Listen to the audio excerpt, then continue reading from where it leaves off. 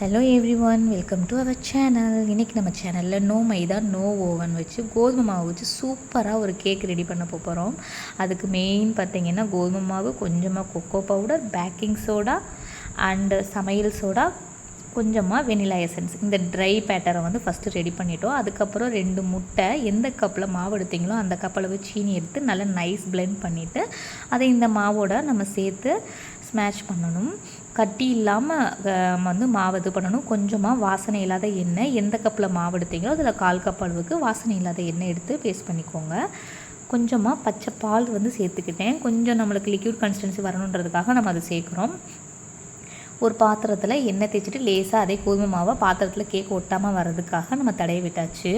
இந்த பாத்திரத்தில் வந்து நம்ம பேட்டரை வந்து ஊற்றின பிறகு ப்ரீ ஹீட் பண்ணி வச்சுருக்கிறேன். குக்கரில் வந்து லேசாக சால்ட்டு போட்டு அதுக்கு மேலே ஒரு சின்ன கிண்ணம் வச்சு குக்கரை வந்து நான் ப்ரீ ஹீட் பண்ணி வச்சுருந்தேன். அதில் வந்து இந்த கேக் வந்து பார்த்திங்கன்னா ஒரு 35 to 40 மினிட்ஸ் வந்து ஆகும் பேக் ஆகிறதுக்கு.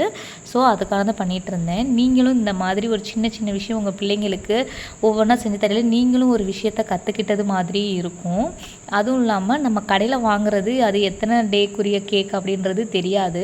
என்னைக்காச்சும் ஒரு நாள் பர்த்டே பார்ட்டி அப்படின்னு ஒரு கேக் வாங்குறப்போ ஒன்றும் இல்லை. பிள்ளைங்களுக்கு வந்து இப்போ நம்ம பேக்கிங் ஐட்டம் வந்து அடிக்கடி வெளியில் வாங்கி கொடுக்குறப்போ அது எத்தனை நாளைக்குரிய மாவு என்னது அதெல்லாம் நம்மளுக்கு தெரியாது. ஸோ நம்ம இந்த மாதிரி வீட்டில் பண்ணி கொடுக்கல, அதுவும் நம்ம அல்டர்னேட்டிவாக மைதா மாவுக்கு பதிலாக கோதுமை மாவு பண்ணல இன்னும் சூப்பராகவே இருக்கும். ஒரு 30 மினிட்ஸ்க்கு அப்புறம் என்னோடய கேக் வந்து இப்படி தான் இருந்துச்சு. நடுவில் மட்டும் கொஞ்சம் இதாக இருந்துச்சு. ஸோ இது வந்து இன்னும் ஒரு 15 மினிட்ஸில் சூப்பராக ரெடி ஆயிரும். திருப்பி மூடி வச்சாச்சு.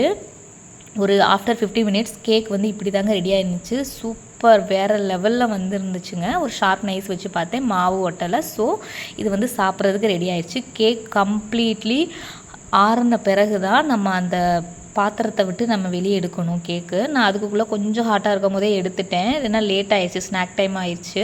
அதனால் என் பையன் வந்து எடுங்கன்னு சொன்னனால நான் வேகமாக எடுத்துட்டேன். கேக் கட் பண்ணுற வீடியோ ப்ளஸ் சர்வ் பண்ணுற வீடியோ எல்லாமே இதில் இருக்குது. நீங்கள் ஈஸியாக பார்க்கலாம் இவங்க எப்படி கேக் வந்திருக்குது, உடையுதா என்ன ஏதுன்னு சொல்லிட்டு. நான் இப்போ தான் கொஞ்சம் கொஞ்சமாக கேக் பண்ணுறதுக்கு பழகிக்கிட்டு இருக்கேன். எனக்கு உண்மையாகவே ரொம்ப சூப்பராக வந்துருந்துச்சுங்க. வீட்டில் இருக்கக்கூடிய பாத்திரத்தை வச்சு எனக்கு நம்மளுக்கு இந்த அளவுக்கு வருதுன்றா இது பெரிய விஷயம் தான் இல்லைங்களா? நம்ம ஒரு விஷயம் பண்ணுறப்ப நம்மளே நம்மளை ஃபஸ்ட்டு மோட்டிவேட் பண்ணிக்கிறணும். அடுத்தவங்க நம்மளை மோட்டிவேட் பண்ணுவாங்க என்னன்றதெல்லாம் எதிர்பார்க்கக்கூடாது. நம்மளே சூப்பராக வந்திருக்குது. அதுவும் இல்லாமல் தம்பிக்கு சாப்பிடவும் கொடுத்தேன். அவனும் கேக் வந்து சாப்பிட்டுட்டு அவங்க கொடுக்குற ரிவ்யூவே நம்மளுக்கு போதும் இல்லைங்களா? இதை விட நம்மளுக்கு என்ன வேணும்னு சொல்லுங்களேன். தம்பி வந்து சாப்பிட்டுட்டு சொல்லிகிட்டு இருந்தான், அம்மா கேக் வேறு லெவலில் இருக்குமா அப்படின்னு சொல்லிட்டு இருந்தேன். எனக்கு ரொம்பவே சந்தோஷமாக இருந்துச்சு. என் பையனுக்கு பிடிச்சது மாதிரி ஒரு கேக் செஞ்சு கொடுத்ததும் நானும் ஒரு விஷயம் தெரிஞ்சுக்கிட்டேன்றப்போ எனக்கு ரொம்ப ஹாப்பியாக இருந்துச்சு.